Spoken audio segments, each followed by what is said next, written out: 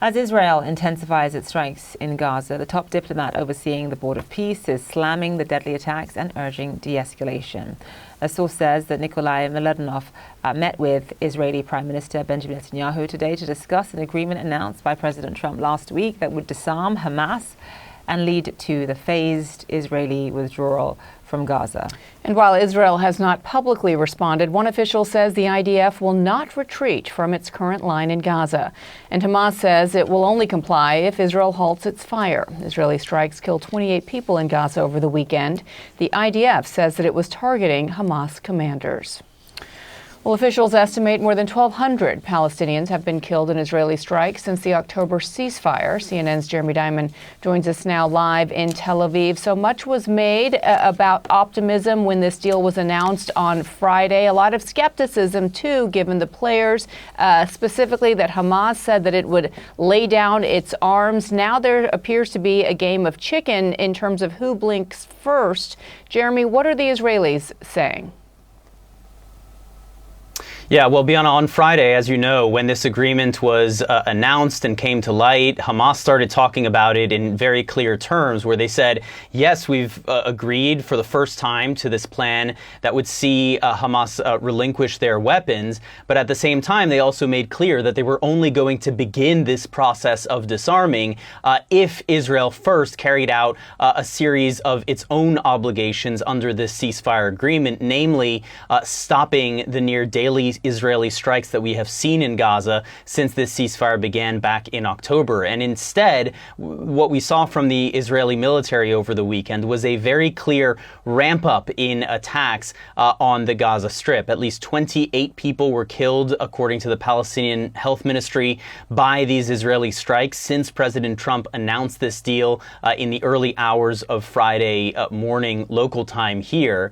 And the Israeli military said that in these strikes, it was targeting Hamas commanders and militants, including some who were involved in the October 7th attack on Israel. Today, what we've been seeing is a diplomatic effort to try and bring Israel back into compliance with this agreement. Nikolai Mladenov, the High Representative for Gaza on the Board of Peace, who works very closely with the U.S. administration, he met with the Israeli Prime Minister today.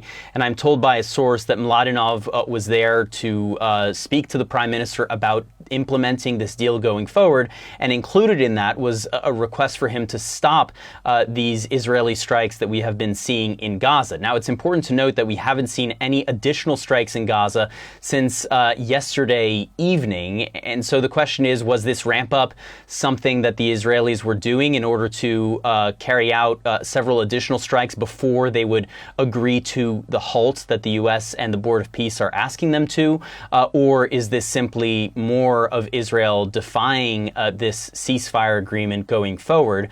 We will get the answer to that in the days and weeks ahead. But it is important to note that amid this meeting between the Prime Minister and Nikolai Mladenov, the High Representative for Gaza, an Israeli official told reporters today that Israel would continue to thwart any threats that it sees in Gaza, and also that Israel would not withdraw from the current yellow line, meaning where the yellow line stands now after Israel seized additional territory beyond what was agreed to in that October ceasefire agreement. So a very, very delicate situation, and one that U.S. and Board of Peace officials anticipated would be quite difficult even after securing this agreement with Hamas following months and months of negotiations. They know that what lies ahead is going to be even more difficult, even trickier to accomplish, but that is the task at hand. Bianna?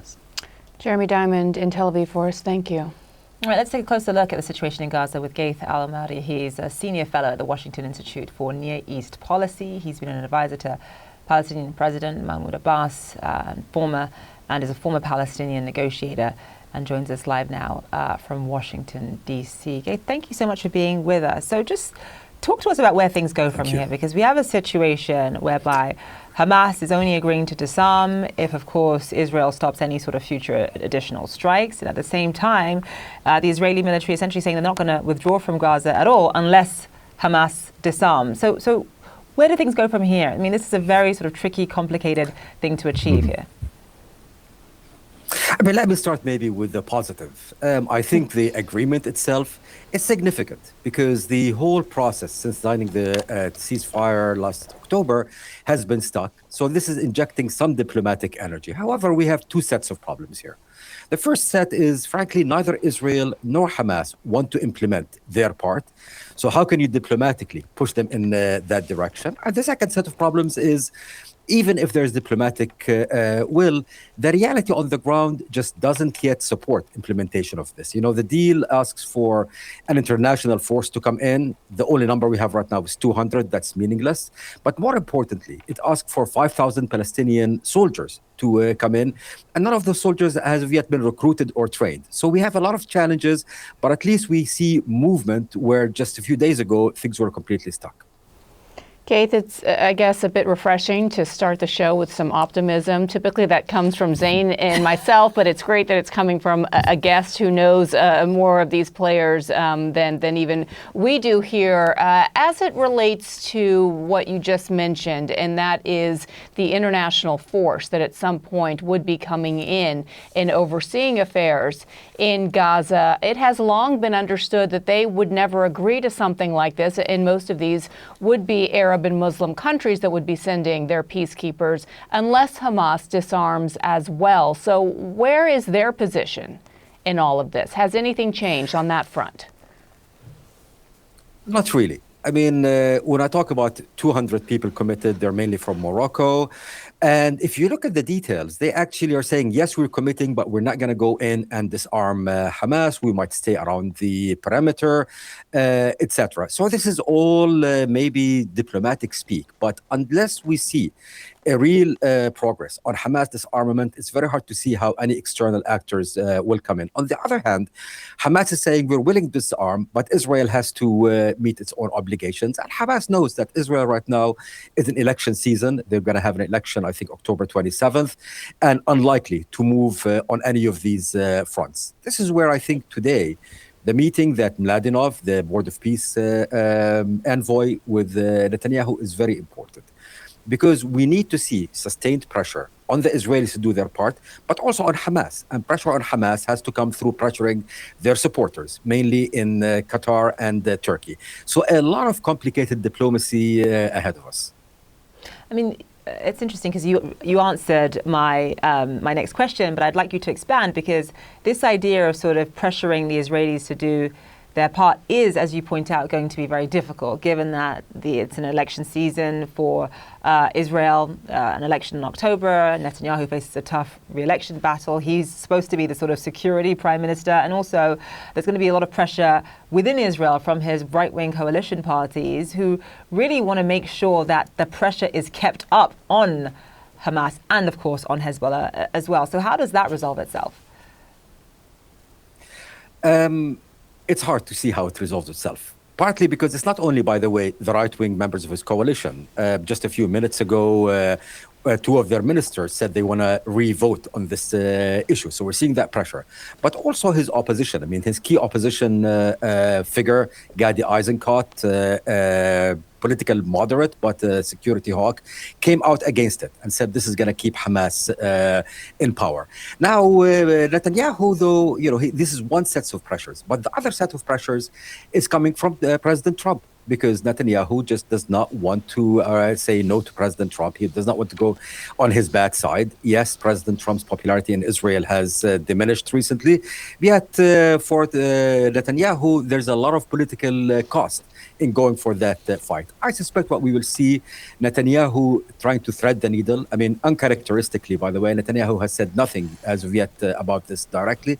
He's going to try to thread the needle, hoping that Hamas will save him by doing something outrageous and maybe excusing any of his actions.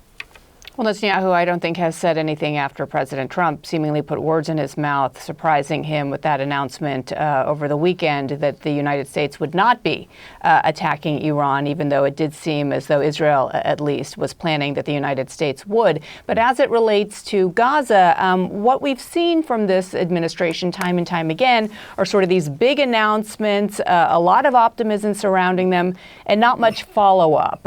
What do you expect to see now to make sure that this case perhaps is an outlier? Does it need to be the appointment of one point person who will be in charge of all of this? Because between Israel and Hamas, I can't imagine you think this is going to work itself out between them. Absolutely. You need an American, senior American who is fully in charge of following the day-to-day implementation of this. Today, we don't have anyone like this in the U.S. system. Yes, you have Steve Witkoff, but he is very sporadic.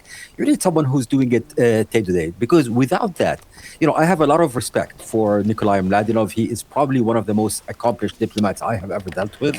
Yet, without having clear, direct American support, there's only so much Mladenov can do. So if we don't have an American in charge, it's hard to see how this is going to continue. And by the way, this is not only a problem when it comes to Gaza. I mean, I think there's a larger image problem for the U.S. in the region.